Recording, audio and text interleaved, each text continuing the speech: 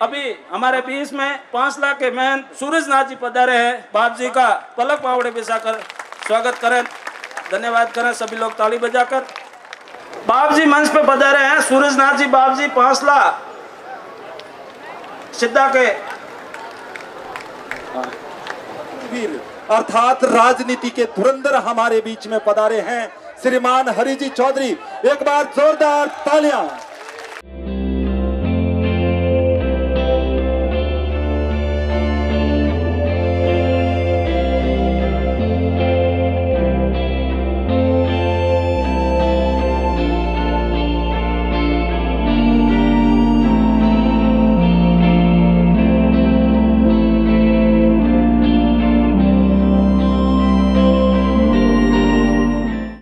भविष्य संवारने के लिए आपने ओबीसी की लड़ाई शुरू करी थी, जिस नियम में संशोधन करवाया था, जिस नियम की वजह से इस अकेले रीट भर्ती के अंदर 4,500 रीट के युवाओं का नया चयन हुआ है।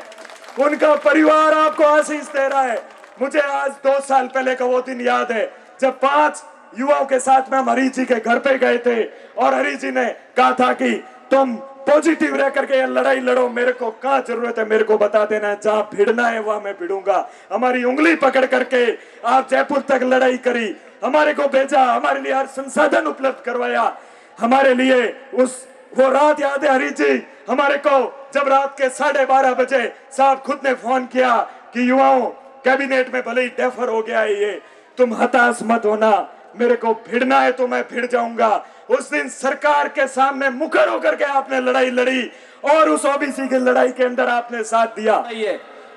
आपके सामने बैठे माननीय हरीश चौधरी जी, इन्होंने चाहे चिकित्सा क्षेत्र में जो सीएचसी देख लो बाटाडू, आज पूरे राजस्थान में नंबर 1 है। कृषि क्षेत्र में 1500 लगभग कनेक्शन कराए। जो विकास के कार्य के अंदर जो आज सौगात मिल रही है तहसील के रूप में, कृषि महाविद्यालय के रूप में, आने वाला समय आपको बताएगा ये कितनी बड़ी सौगात है और इससे कितने फायदे होंगे। वास्तव में कोई भी बात किसी के लिए करते हैं, यदि अपने आपने किसी सरपंच को, प्रधान को, एमएलए, एमपी जीता है तो जीतने के बाद का उनका फर्ज होता है, उनका कर्तव्य है कि आम लोगों के लिए, आम जनता के लिए और किस तरीके से मैं उनकी मदद करूं जो इनके भविष्य के काम आए। तो जो मदद करना चाहता है तो उस खुद में काबिलियत चाहिए और आगे काम करने की उसमें हैसियत चाहिए, उसमें समझ चाहिए कि कौन जयपुर और दिल्ली में अपनी पैरवी कर सकता है। कृषि कानून की बात करें, भले लाइट की बात करें, पानी की योजना की बात करें, इस तहसील की बात करें, कृषि कॉलेज की बात करें, इंग्लिश मीडियम स्कूल की बात करें, मतलब एक एक काम, जितने राजस्व काम बनाए, वह सड़कों की बात करें। मेरा निवेदन है, इस राजस्थान में 200 विधायक हैं और 200 विधायकों में यदि बाइट विधायक आदरणीय हरजी चौधरी साहब का अपन नाम लें या गूगल पे देखें,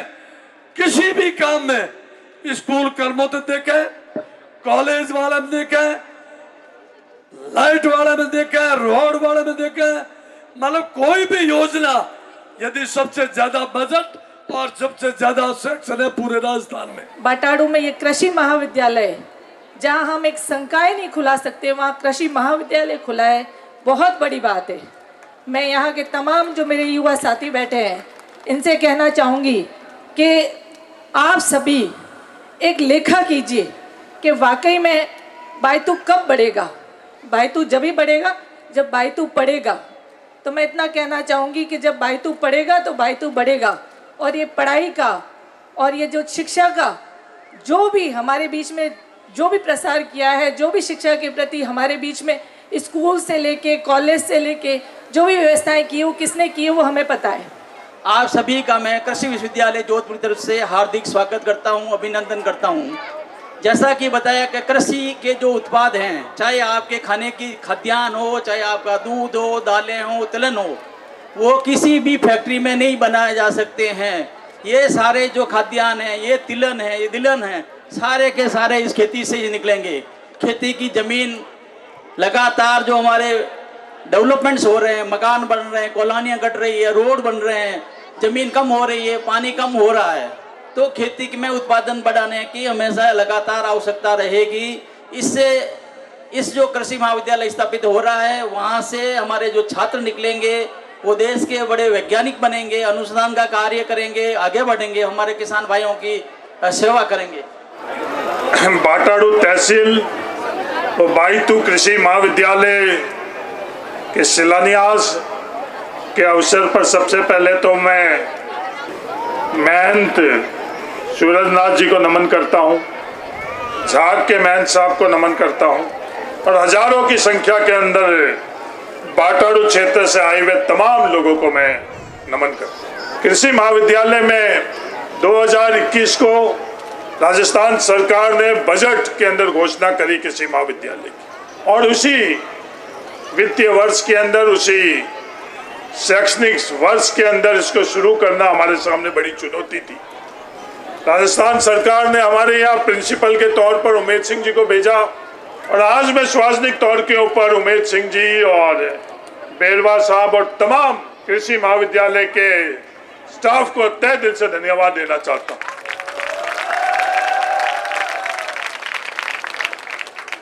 कि उन्होंने जो सीमित सुविधाएं थी, बाईतू क्षेत्र के अंदर कोई बड़ा भवन नहीं था, राजेश्वर भवन एक छोटा सा भवन ही हम लोगों के पास उपलब्ध था और उस छोटे से भवन के अंदर इतनी बड़ी कॉलेज सिर्फ उन लोगों की सोच और जज्बे के कारण शुरू हुई और उनकी सोच, जज्बा और श्रम से जब मैं बाईतू महाविद्यालय, कृषि महाविद्यालय के अंदर जाता हूं तो यहाँ के बच्चे छात्र तो जो मैं देखता हूं उस वक्त इससे प्रयास के नतीजे को आगे बढ़ते हुए मैं देखता हूं। ये हम लोगों जैसे सामान्य परिवार से आए हुए बच्चे हैं, गांव से आए हुए बच्चे हैं, पर यही महाविद्यालय और ये इन लोगों का जज्बा, श्रम के कारण आज एक होनहार छात्र आगे बढ़ रहे हैं और भविष्य के अंदर इस देश के आगे बढ़ाने के अंदर इनकी बहुत अहम भूमिका रहेगी। सामान्यतया मैं बहुत जो कार्यक्रम, खासतौर से जो आध्यात्मिक और शिक्षा से जुड़े हुए कार्यक्रम हैं वहीं मेरा उपस्थित होना होता है और आप लोगों के यहाँ पे जो कृषि महाविद्यालय की जो स्थापना हुई है ये एक प्रकार से इतिहास बनने जा रहा है।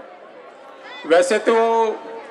यहाँ पे मैं संपूर्ण रूप से जो है यहाँ का जो विकास का मॉडल है उसको मैं देख रहा हूँ और साक्षी हूँ। यहाँ शिक्षा का बड़ा जबरदस्त काम हुआ है, CSC खुली है, यहाँ रोडों की जो व्यवस्थाएं है बहुत जबरदस्त हो रही है और उसको मैं देखते आ रहा हूँ। और इसीलिए जैसे ही बहुत ही शॉर्ट नोटिस में जब सरपंच साहब ने, राण जी ने मुझे कहा कि आपको उपस्थित होना है और मेरा जो है हरीश जी के प्रति भी प्रेम है और शिक्षा के प्रति और स्वास्थ्य के प्रति तो अथाह प्रेम है, तो शिक्षा, स्वास्थ्य और अच्छे काम और उसके साथ में अध्यात्म, अगर इन चीजों का समायोजन हो जाए तो अपनी जो मानव जाति है, मनुष्य मात्र है, वो बहुत बड़ा जो है काम कर सकता है और ये चीज यहाँ से हो रही है। आप देख सूरजनाथ जी के कृषि फोरम में जो ये जैविक कृषि करते हैं उनके द्वारा तैयार की खजूर वो माननीय हरीश चौधरी जी को भेंट कर रहे हैं। साथ में जो भी अतिथि सिमरता राम जी, प्रमुख साहब, उन सबको भेंट कर रहे हैं।